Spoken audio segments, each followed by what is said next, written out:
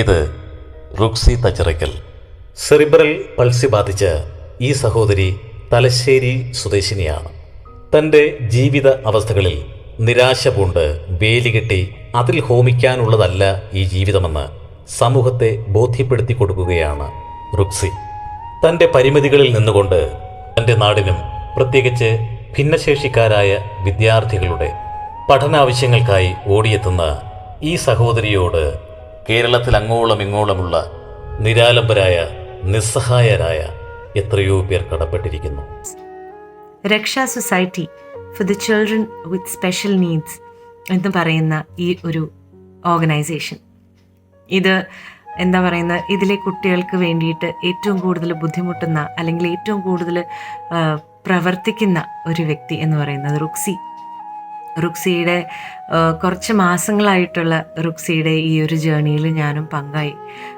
റുക്സി അയക്കുന്ന മെസ്സേജസ് കേൾക്കാനും എന്തെങ്കിലും എന്നെക്കൊണ്ട് ചെയ്യുന്ന രീതിയിൽ ഉള്ള ചെറിയ കാര്യങ്ങൾ ചെയ്യാനും എനിക്ക് പറ്റുന്നുണ്ട് എന്നുള്ള ഒരു ചെറിയ സന്തോഷം എനിക്കുണ്ട്.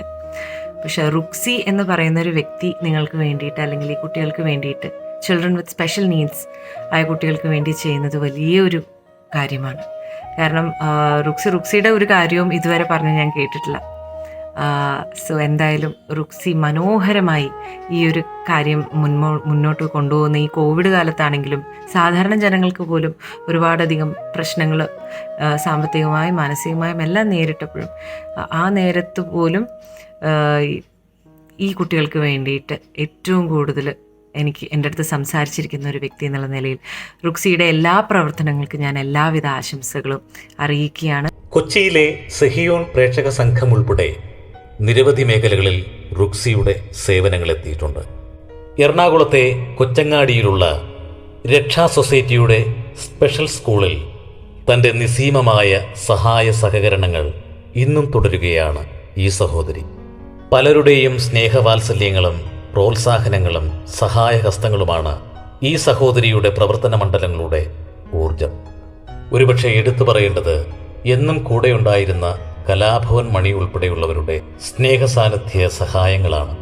കുറവുകൾ നിറവുകളാക്കാൻ സാധിച്ച റുക്സി തച്ചിറയ്ക്കൽ എന്ന സഹോദരിയുടെ ജീവിതം എല്ലാവർക്കും മാതൃകയാകട്ടെ.